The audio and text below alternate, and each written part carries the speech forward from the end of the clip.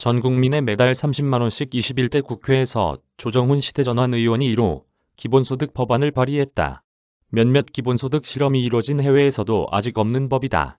국회 사무처와 입법조사처조차 의원실의 소관 상임위가 어디인지 모르겠다 했다고 한다.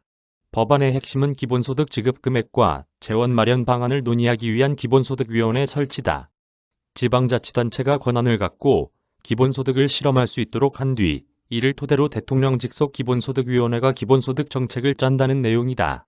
조 의원은 대한민국에 가장 적합한 기본소득 모델을 만들어보자는 것이라고 설명했다.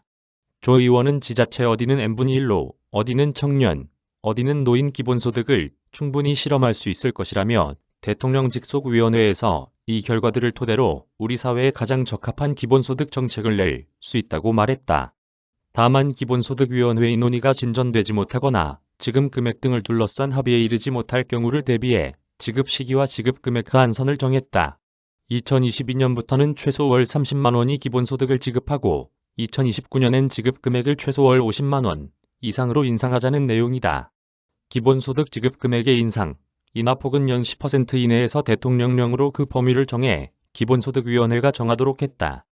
기본소득 vs 복지에 대한 조정훈표 명쾌함. 기본소득은 신종 코로나 바이러스 19를 계기로 급속히 정치 쟁점화됐지만 거대 양당에선 좀처럼 논의에 탄력이 붙고 있진 못하다.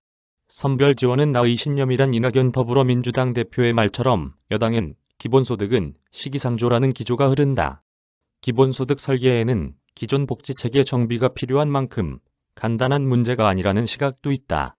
조 의원의 해법은 간단하지만 명쾌하다.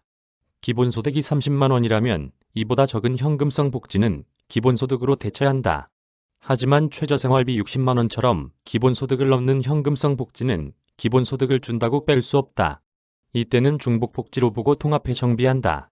다만 교육, 의료 등 공공서비스는 절대 건드려선 안 된다고 말한다.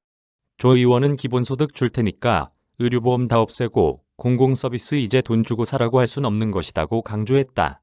조 의원은 기본소득을 도입하더라도 사회복지 시스템 중 공공서비스는 오히려 강화해야 한다며 큰 틀에서 우리나라 복지 수준은 OECD 평균에 훨씬 못 미치기 때문에 이성긴 복지를 촘촘히 해야 한다고 말했다. 기본소득, 압류 불가, 대신 과세하자. 조 의원은 이번 법안으로 기본소득이란 무엇인가 정의를 내리고 싶었다고도 한다. 국민들이 재난지원금과 헷갈리지 않도록 말이다. 조 의원은 기본소득은 압류나 담보가 금지되도록 했다며 저소득층 가운데 신용불량자가 월급은 차압되지만 기본소득은 압류가 금지되는 수입인 것이다고 했다. 조 의원은 대신 기본소득은 과세소득이라며 줄 때는 똑같이 주지만 연말 세금 뗄 때는 역누진 성격으로 세금이 부과된다고 했다. 조 의원은 이번 2차 재난지원금 논란 때 전 국민에게 주되 이번에는 과세를 하자고 제안을 썼다. 기재위 직접 가서 설명하겠다. 조 의원이 발의한 기본소득법이 국회 본회의 통과까지는 소관 상임위인 기획재정위원회와 상원이라 불리는 법제사법위원회 관문이 남았다.